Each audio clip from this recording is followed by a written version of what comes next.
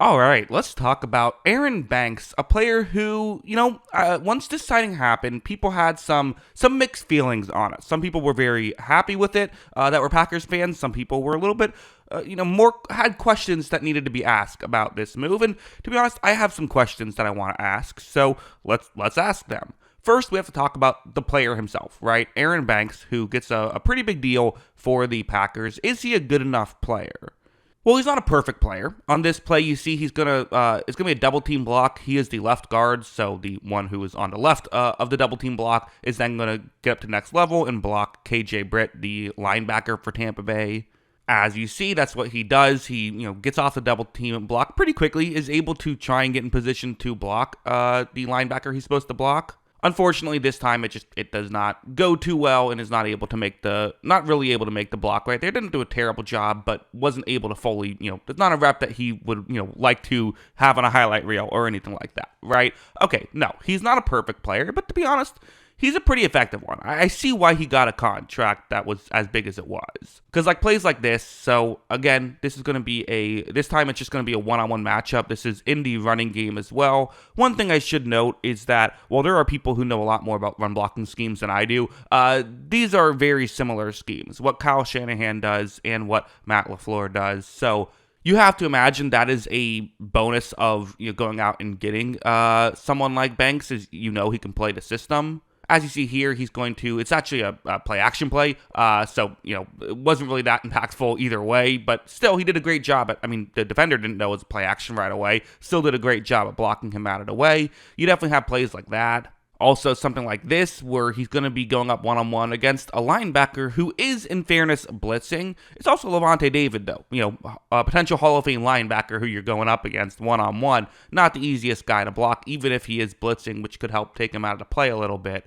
But watch Banks, and this is a block you would want on your highlight reel, right? Just completely drives him out of the way, helps clear up that running lane. He's a good player. Banks is a pretty good player, right? He's not a superstar guard, but he's someone who you're happy with, and I'm not surprised at all that he got the contract he got. I think the question that I have, and what a lot of Packers fans had, is what is the point of bringing him on to the Green Bay Packers? Because let's look at the Packers' offensive line. At the top is the tackles, at the bottom is the guards. The number next to their name is where they ranked in terms of PFF grades for their position. So that is out of 77 eligible guards and out of 81 eligible tackles. Rasheed Walker and Zach Tom, that's a very good, tackle tandem. Tom definitely has turned into a real great tackle for them, and Walker's an effective tackle as well, so you feel good about that.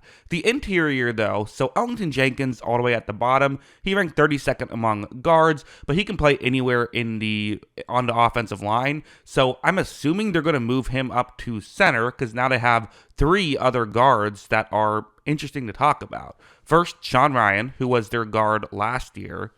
I'll show a clip of him, but he was a good guard last year. Again, not a superstar, very similar to Aaron Banks, a player who can play, though. He's going up one-on-one against Jalen Carter on this play, who is known for being very good at football. And as you see, Sean Ryan is able to win this rep right here, so, that was a good job by him. He's very similar to Aaron Banks, right? He's going to win some matchups. He's going to lose some matchups. And for offensive linemen, what I really care about is how consistently do you win. Again, I'll put the chart back up. You can see PFF does say that Banks is an improvement over Sean Ryan, but doesn't appear to be a massive improvement. And here's where things get curious. So, okay, well, maybe that's the line then. Jenkins, Sean Ryan, Aaron Banks, that's the interior with Tom and Walker as tackles. That's a pretty good offensive line, I would say. The question is the Jordan Morgan of it all, who was a player for the Green Bay Packers who they drafted in the first round. A lot of people didn't think he was going to go in the first round, but they liked him enough to draft him in the first round regardless. Going over to some film about him, I will say when I watched some of his tape, it wasn't dominant. I'll definitely say that. Like this play, for example, you see where he is on the field. And as you see, he's going to get bumped a little bit and really is not able to block the linebacker that he wanted to block very well. Not his best rep, right? Again, not the one you would want on the highlight reel, right? So I could sit here and say, well, maybe they just have already given up on him. But at the same time, he's played such a little amount of time. I mean, he does not have a ton of reps at all. He's only had 186 plays in the NFL, and he wasn't horrible. He wasn't like unplayable when he was out there. I think he wasn't the best, but was not a disaster either. So my question really is, I can't imagine they're moving off of him this early just after 186 snaps if they liked him enough to draft in the first round, right? So ultimately, we have two questions with this move. The first of which is, what is the exact plan? Who are the 5 players who are going to be starting? And is it smart to, when you have essentially 6 guys, or when you have 5 guys, add a 6th guy, I should say. So first, what would I do? Again, I wasn't too high on Jordan Morgan, so I think I put him on the bench, and I put Sean Rhyan and Aaron Banks and Ellington Jenkins as the 3 interior starters. And hey, if they all stay healthy, that's a good thing, right? It's not, if a bad scenario is all 3 of your offensive linemen stay healthy, you'll take that.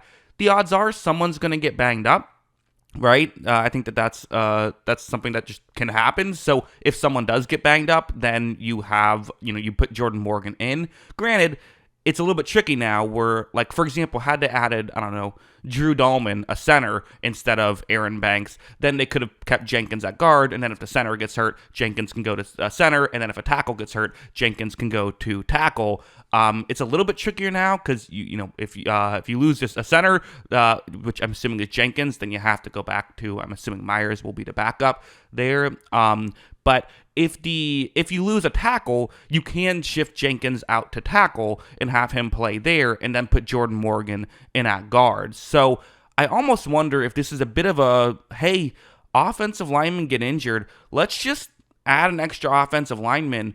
Maybe Jordan Morgan won't be a star or whatever, but maybe he will be. We like him enough.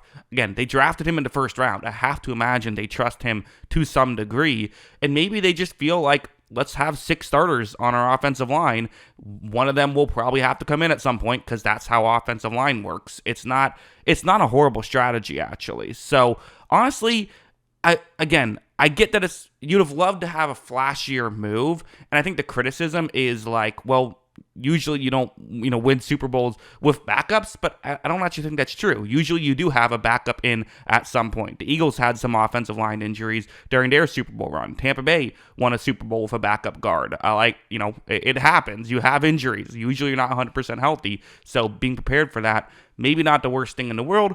Could they have done flashier moves? Sure, but this is what they decided to do.